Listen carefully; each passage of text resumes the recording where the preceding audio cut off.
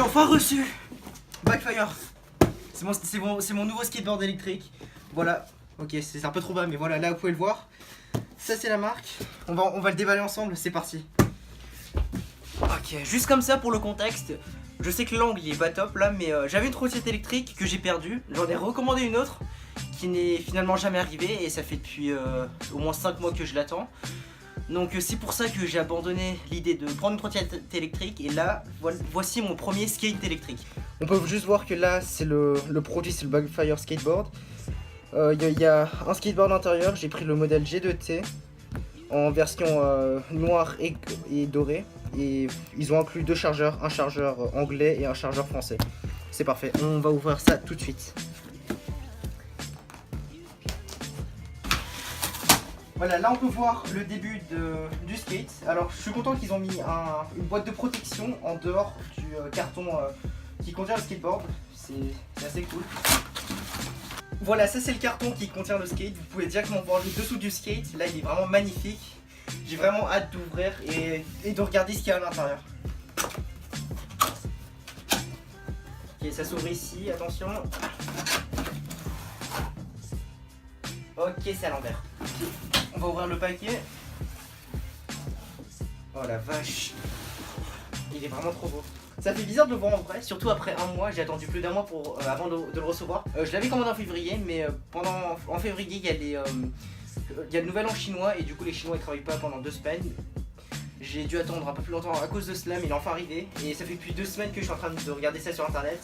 Que des images, mais là je le vois en vrai et c'est vraiment impressionnant. Alors là on va directement passer aux accessoires. Ils ont donné 4 roues supplémentaires. Alors ceux-là c'est des roues de taille de 96 mm. C'est des plus grosses roues qui sont comparées aux roues qui sont directement montées sur la board. Et sur la planche il y a directement des roues de 83 mm. Donc les 96 ils sont un peu plus gros. Et cela donne un plus grand confort lorsqu'on est dessus. C'est plus confortable, ça peut aller plus vite, mais ça diminue la puissance d'accélération. On va dire l'accélération. Donc en dessous il y a tous les chargeurs, il y a tous les accessoires de cette planche. On a le chargeur, un outil pour skate et là c'est la télécommande. Ok, donc voilà les accessoires, ils arrivent dans une boîte comme ça, dans une boîte en carton et avec du polystyrène à l'intérieur. Donc là on a le chargeur en mode européen, version européenne. On a le chargeur qui ressemble énormément au chargeur que j'ai pour les trottinettes Xiaomi et de Segway. On dirait que c'est presque les mêmes. Je crois qu'il y a juste l'embout qui est un peu différent. C'est un embout juste comme ça.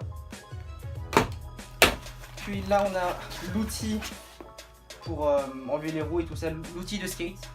J'ai aucune idée de comment ça s'appelle. Alors si quelqu'un fait du skate, dites-moi ça dans les commentaires. Ils ont également inclus une lumière, des phares avant pour la planche.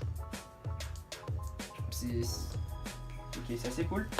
Donc ça c'est pour monter cette lumière là à l'avant du skate. Ils ont inclus un chargeur micro USB. Micro USB, je sais pas à quoi ça sert, mais pourquoi pas. Là on a le câble USB-C pour la télécommande. On a des vis de rechange, juste quelques vis comme ça. Puis ils ont également fourni un câble pour la batterie. Donc ça c'est un câble pour relier la batterie à quelque chose d'autre, je sais pas, j'ai lu ça sur internet. Je suis pas trop sûr de à quoi cela sert. Et enfin, ça c'est vide. Voici la télécommande. Dessus on peut voir la molette pour accélérer et pour freiner. On a un écran OLED où il y a un odomètre dessus, donc c'est un compteur kilométrique pour voir la distance qu'on a parcourue et on peut voir notre vitesse également, qui va être indiquée en km/h. Ça c'est le bouton pour aller en arrière. Et ça, il y a plus de boutons pour plus de modes pour la planche. Le bouton triangulaire, c'est le bouton turbo et cela permet d'avoir une accélération un peu plus poussée pendant un certain laps de temps. C'est pendant 30 secondes, on peut avoir plus de puissance dans la board, mais ils ont limité cela à 30 secondes car sinon cela surchaufferait les moteurs et cela casserait la board. Sinon pour la télécommande, je trouve qu'elle est assez bien, elle est assez ergonomique et elle rentre bien dans la main. Et on a un trou pour mettre l'index si on le souhaite. Donc maintenant on va passer à la planche qui est magnifique. Ok, voici la planche. Donc elle est un peu lourde quand même. Je sais pas combien de kilos ça fait, mais pour un skateboard c'est assez lourd. Vu que il a le contrôleur ici et là c'est la batterie qui est assez grosse. En dessous, ils ont mis beaucoup de stickers d'avertissement. Là, il y en a un aussi à côté de la batterie. Et je crois qu'ils veulent qu'on lise ça avant qu'on monte sur ce skateboard. C'est bizarre parce qu'il y a des points blancs. Je sais pas qu'est-ce que c'est, mais il y a plusieurs points blancs sur la planche. Je sais pas si c'est un défaut de fabrication, mais il y a ça directement dessus. Je pense que c'est une erreur d'impression pour ce qui est derrière. Mais bon, c'est que de l'esthétique, ça gêne pas vraiment l'utilisation. Donc, dans cette boîte, il y a la batterie. Là, c'est le port pour la charger. Et là, c'est tous les contrôles. C'est l'ESC de cette planche qui contrôle directement les roues arrière qui servent de moteur. Voilà, ça c'est le message au-dessus de la boîte qui contient l'ESC, qui contient toutes les commandes. Et si vous voulez lire ça, mettez la vidéo en pause, sinon je vais juste l'enlever. Et ce qui révèle le bouton on et off.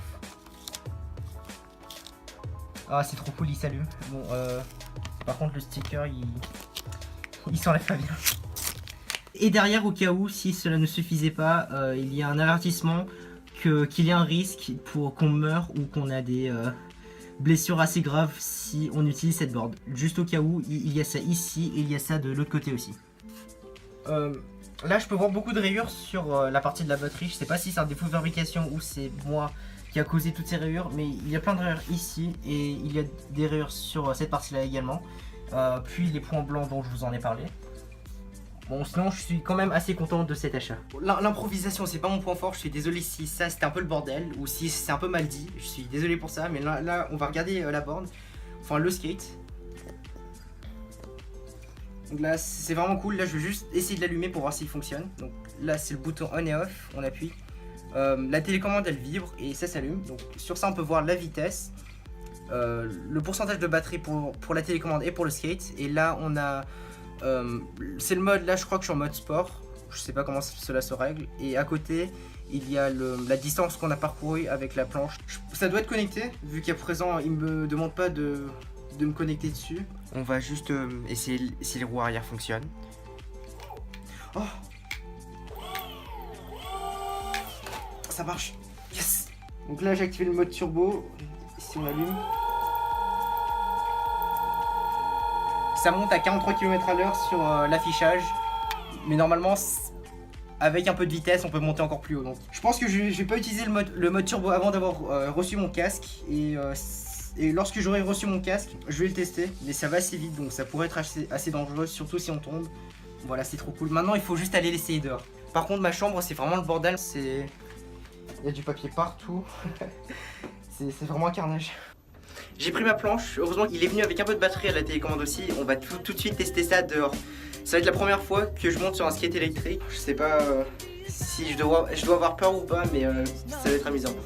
C'est bon, je suis dehors. C'est hyper lourd à transporter. Ça doit peser plus de 10 kg et c'est pas vraiment pratique. Mais là je suis sur une piste cyclable. Normalement ça devrait être bon, il n'y a personne en plus. On va tester ça tout de suite. Bon, vu que là j'ai jamais encore fait de skate de ma vie, là je tremble encore beaucoup dessus. Je sais pas pourquoi je tremble un peu, mais sinon ça devrait passer. C'est assez intuitif.